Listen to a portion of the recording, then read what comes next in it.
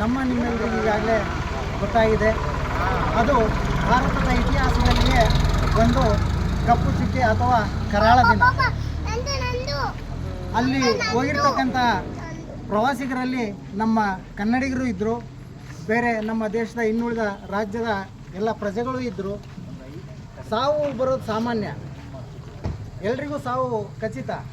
ಆದರೆ ಆ ಸಾವು ಯಾವ ರೀತಿ ಬಂತು ಅನ್ನೋದನ್ನ, ಆ ಸ್ಥಳದಲ್ಲಿ ಏನಾಯಿತು ಅನ್ನೋದನ್ನ ನಾವಿವತ್ತು ಈ ಒಂದು ಭಾರತದ ಪ್ರಜೆಯಾಗಿ ಅದ್ರ ಬಗ್ಗೆ ಒಂದು 5 ನಿಮಿಷನಾದರೂ ಯೋಚನೆ ಮಾಡಬೇಕಾದಂಥ ಪರಿಸ್ಥಿತಿ ಒದಗಿದೆ.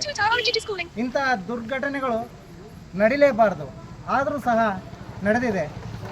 ಆ ಒಂದು ದುರ್ಘಟನೆ ನಡೆಯೋದಕ್ಕೆ ಏನು ಕಾರಣ ಆಯಿತು ಅಂತ ಹೇಳಿ ನಾವು ನೋಡೋದಾದರೆ, ಅಲ್ಲಿರ್ತಕ್ಕಂಥ ವ್ಯಕ್ತಿಗೆ ಆ ಸಾವಿಗೆ ಏನು ಕಾರಣ ಆಯಿತು ಅಂತಂತಂದರೆ, ಒಂದು ಭಾಷೆ ಅಲ್ಲ, ಒಂದು ಜಾತಿ ಅಲ್ಲ, ಒಂದು ಇಂಥ ಪಕ್ಷನೂ ಅಲ್ಲ. ಏನು ಹಂಗಾರೆ ಅಂತೇಳಿದರೆ ಧರ್ಮವನ್ನು ಕೇಳಿ ಅವನು ಈ ಧರ್ಮದವನು ಅನ್ನೋ ಕಾರಣಕ್ಕೆ ಕೊಲೆ ಮಾಡಿರೋವಂಥದ್ದು ಖಂಡನೀಯ. ಒಬ್ಬ ವ್ಯಕ್ತಿಯ ಸಾವಿಗೆ ಒಂದು ಧರ್ಮ ಕಾರಣ ಆಯಿತು ಅಂತಂದರೆ ಏನರ್ಥ ಈ ಮಾನವೀಯತೆಗೆ, ಮಾನವ ಧರ್ಮಕ್ಕೆ ಅನ್ನೋದನ್ನ ತಿಳ್ಕೊಂಡು ನಾವಿವತ್ತು ಅಲ್ಲೇನು ಹುತಾತ್ಮರಾದ್ರಲ್ಲ ಅವರಿಗೆ 1 ನಿಮಿಷ ಕಾಲ ಶಾಂತಿಯನ್ನು ಕೋರಿದ್ವಿ. ಜೊತೆಗೆ ಅದನ್ನು ಖಂಡಿಸಿ ಈ ಒಂದು ಮೌನ ಪ್ರತಿಭಟನೆಯನ್ನು ಮಾಡಿದ್ವಿ ನಮ್ಮ ವಾಟ್ಸಪ್ ಗ್ರೂಪಿಂದ.